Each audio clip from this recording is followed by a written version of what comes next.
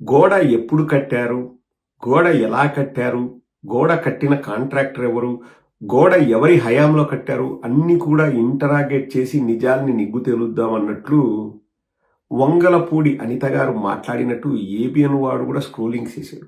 అంటే ప్రజలలో ఒక విష బీజాన్ని నాటాలనుకున్నారు. అంటే ఏది, ఆ గోడ కట్టింది కూడా జగన్మోహన్ రెడ్డి గారి హయాంలో అంట. జగన్మోహన్ రెడ్డి గారి హయాంలో గోడ కట్టినా చెడ్డ పేరు రావడానికి గోడ కూడా వెయిట్ చేసిందంట. ఏది, చంద్రబాబు నాయుడు ముఖ్యమంత్రి అవ్వగానే చంద్రబాబు నాయుడు హయాంలో నేను కూలిపోతా అని ఆ గోడ కూలి చంద్రబాబు నాయుడుకి చెడ్డ పేరు తీసుకురావాలని చెప్పేసి ఆ గోడ కూడా ఆగి ఇప్పుడు కూలిందన్నట్లు మాట్లాడారు. కానీ వాస్తవాలు తెలియాలి, మీ అందరికీ తెలియాలి, ప్రపంచం మొత్తానికి తెలియాలి. వాస్తవాలు తెలిస్తే ఎంత దారుణంగా ఉన్నాయి, ఎలా ఆ కాంట్రాక్టరు దాన్ని త్వరితగతిన పూర్తి చేయాలని ఎలా చేశాడు, ఎందుకు చేశాడు, ఎవరు ఇబ్బంది పెట్టారు, ఎవరు ఫోర్స్ చేశారన్నది కూడా ఏదో అక్కడ ఒక అధికారి అడుగుతుంటే ఆ కాంట్రాక్టర్ చెప్తున్నాడు. ఒక్కసారి వినండి. ఈ విషయము 10 మందికి మీరు తెలియజేయండి. చేస్తారు కదా, తెలియజేస్తారు కదా. వాళ్ళు మాట్లాడితే మనం చూపిస్తున్నాం. ఒక్కసారి వినండి. కింద నుంచి జరిగిన వర్క్ అన్ని ఉంది కదా, టెస్టింగ్ చేస్తారా? ఎక్కడ చేశారు? ల్యాబ్ పెట్టలేదు. అదే ల్యాబ్ పెట్టలేదు కాబట్టి వాళ్ళు హైర్ చేసుకోవాలి సార్. అయితే ల్యాబ్ పెట్టాలి గవర్నమెంట్ కండిషన్ ప్రకారం. లేదా ల్యాబ్ ఏదో ల్యాబ్ ని వాళ్ళు హైర్ చేసుకుని టెస్ట్ అని వాళ్ళు చేయించాలి. ల్యాబ్ హైర్ చేసుకున్నారు. ఇప్పుడు ఈ వర్క్ జరిగినప్పుడు టెస్టింగ్ చేశారా? మొత్తం ఓన్లీ 5 days.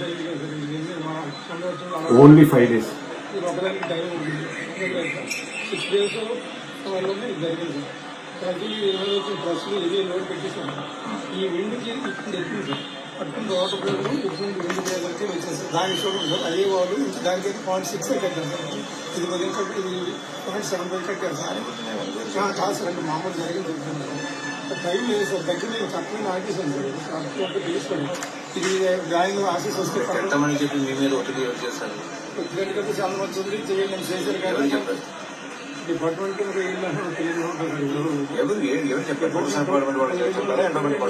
ఇద్దరు కూడా మామూలుగా వర్క్ సంవత్సరంలో చేయాలని కొన్ని అడ్డంకులన్నీ చేయండి రిక్వెస్ట్ చేశారు సార్. నేను కూడా వచ్చి దేవుడి కార్యక్రమం కదని దీన్ని డ్రాయింగ్ లేకపోయినా అధిగమించి చేస్తే అప్పుడు వర్క్ చేసేటప్పుడు ఏ ఇంజనీర్ వచ్చి అంటే స్టార్టింగ్ రోజు ఇంజనీర్ కానీ సార్ మిగతా రెగ్యులర్ ఉంటుంది సార్. 5-6 రోజులు చేస్తున్నారు కదా.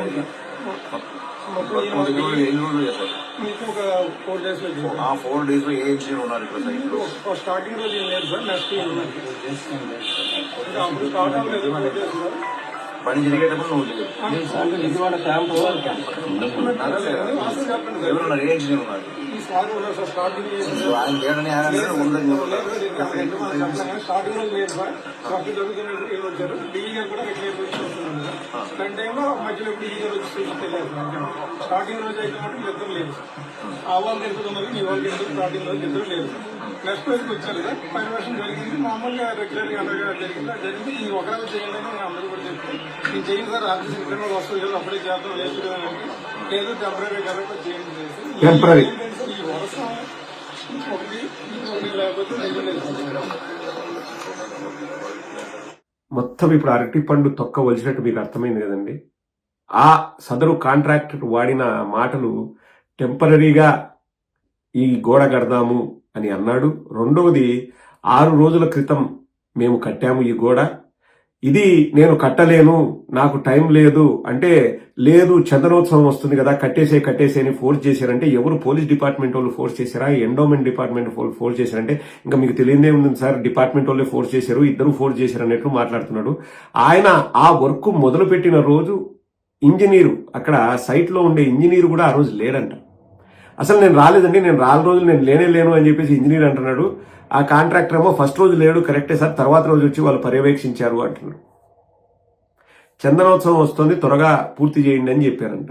ఇంకా త్వరగా పూర్తి చేయండి, టెంపరీగా కట్టండి.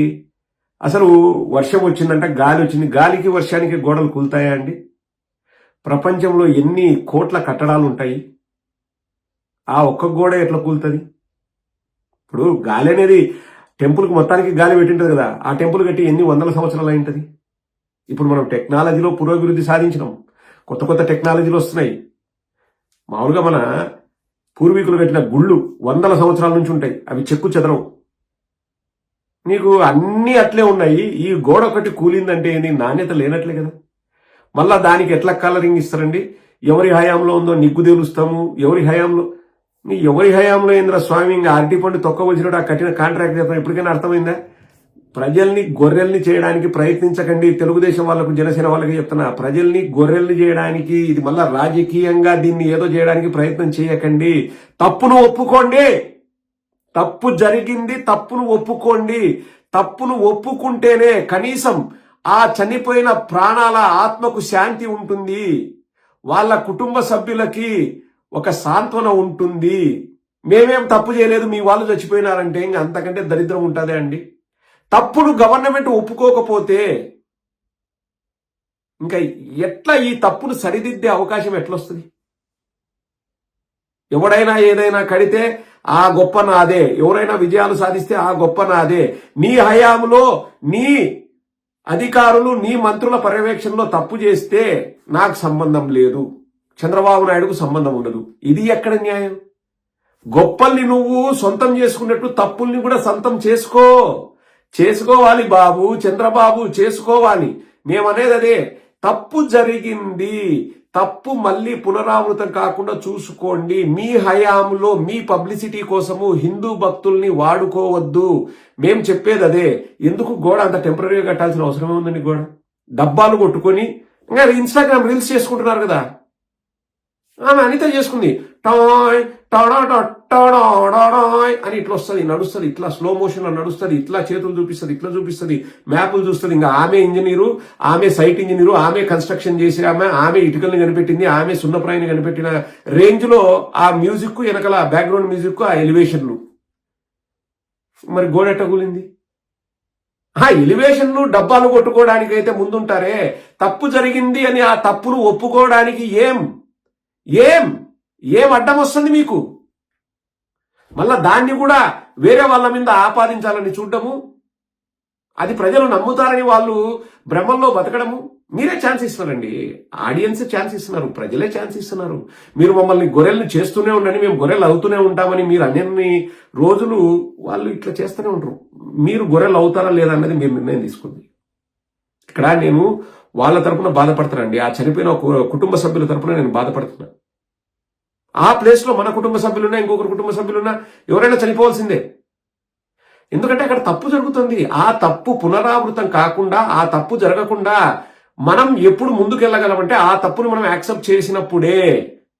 ఇంకా మేము యాక్సెప్ట్ చేయము, మేము మంగళవారం మాటలు మాట్లాడతాము, మా హయాంలో జరగలేదని అబద్ధం చెప్తాము, జనాల్ని గొర్రెలు చేస్తాము, వాళ్ళు గొర్రెలు కాబట్టి వాళ్ళు నమ్మించే ప్రయత్నం చేస్తాము అని అడ్డంగా తిరిగి అడ్డ కూతలు కూస్తే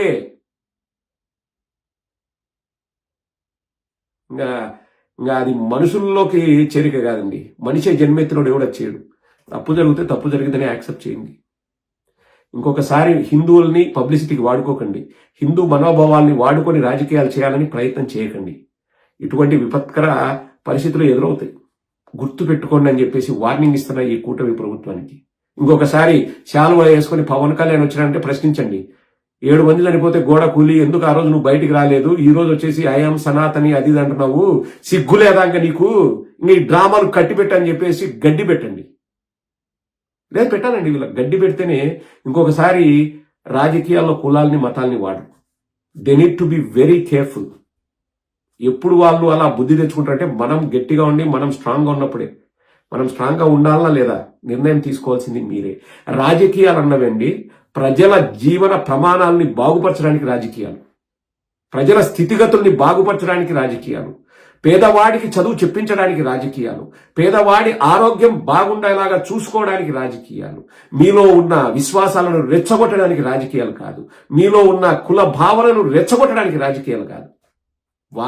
రాజకీయాలు చేస్తున్నది, అటువంటి నీచమైన రాజకీయాలు చేస్తున్నది ఈ కూటమి ప్రభుత్వం. గుర్తుపెట్టుకోండి. మేము ఏ రోజు కూడా కుల ప్రాతిపదికన లేకపోతే మత ప్రాతిపదికన మేము రాజకీయాలు చేయలేదు. జగన్మోహన్ రెడ్డి గారి హయాంలో హిందూ దేవాలయాలకు కానీ పూజార్లకు కానీ జరిగినంత మంచి ఏ ప్రభుత్వంలోనూ జరగలేదు. కానీ మేము దాన్ని ఒక రాజకీయ ఆయుధంగా మేము ఏ రోజు చూడలేదు, మేము వాడుకోలేదు. వైజాగ్లో కొండపైన వెంకటేశ్వర స్వామి గుడి జగన్మోహన్ రెడ్డి గారి హయాంలో కట్టారు. ఎలా ఉందో ఒకసారి వెళ్ళి చూడండి అందరూ. అసలు కన్స్ట్రక్షన్ అంటే ఇలా ఉండాలి అని చెప్పేసి చంద్రబాబు నాయుడు కూడా మెచ్చుకున్నాడు. రిషికొండలో బిల్డింగ్ అంత బాగా జపాన్ టెక్నాలజీతో కట్టారు, ఆ టెక్నాలజీ ఈ టెక్నాలజీ అది అని చెప్పేసి అంత బాగా చేశారు అని చెప్పేసి చంద్రబాబు నాయుడు మెచ్చుకున్నాడు. ప్రభుత్వ సొమ్ముతో మనం ఏదైనా కట్టేటప్పుడు అది 10 కాలాల పాటు ఉండేలాగా ఆలోచన చేయాలి. టెంపరరీ, సచివాలయం టెంపరరీ, సింహాచలంలో గోడ టెంపరరీ. ఎందుకు ఈ టెంపరరీ బతుకుల్ని కడతీర్చడానికే? ఆలోచించు చంద్రబాబు, ఒక రాష్ట్ర ముఖ్యమంత్రిగా ఆలోచించు, సెల్ఫిష్గా ఆలోచించు.